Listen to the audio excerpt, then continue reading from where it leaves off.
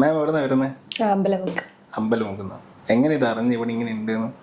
എൻ്റെ അങ്കിളിന്റെ ഫ്രണ്ടാ റെഫർ ചെയ്തിട്ട് വന്നതാണോ?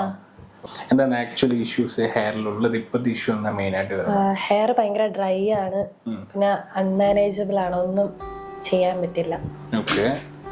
സോ നല്ല ഫ്രിസിനെസ് ഉണ്ട് ഓൾറെഡി ഹെയറിൽ. എന്താണ് ബൊട്ടക്സ് തിരഞ്ഞെടുക്കാൻ കാരണം എന്താണ്? മറ്റേ സ്മൂത്തനിങ്ങും കെരാറ്റിനൊക്കെ പെർമനന്റ് ആണ്, പിന്നെ അത് നമ്മൾ കട്ട് ചെയ്ത് പോകാനേ പറ്റുള്ളൂ.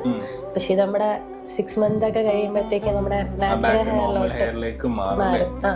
നോർമലി നമുക്ക് ഈ ഒരു ഹെയർ അത്രത്തോളം ട്രീറ്റ്മെന്റ് ചെയ്ത് ഇതിലെ ഹെയറിന്റെ ഇഷ്യൂസ് മാറ്റലാണ് മെയിൻ നമ്മൾ ചെയ്യുന്നത്.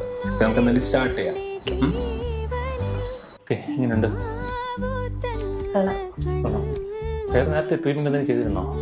കുറെ നാൾ മുന്നേ സ്മൂത്തനിങ് ചെയ്തിട്ടുണ്ടായിരുന്നു. അതിന്റെ ഒരു ഒരു സ്ട്രൈറ്റ് ലുക്കാണ് കാണുന്നത് താഴോട്ട്. ആഫ്റ്റർ കെയർ ഫോളോ ചെയ്താൽ മാത്രമേ നമുക്ക് ഈ ഒരു ടെക്സ്ചർ, ഈ ഒരു ഫിനിഷിങ് കിട്ടുള്ളൂ.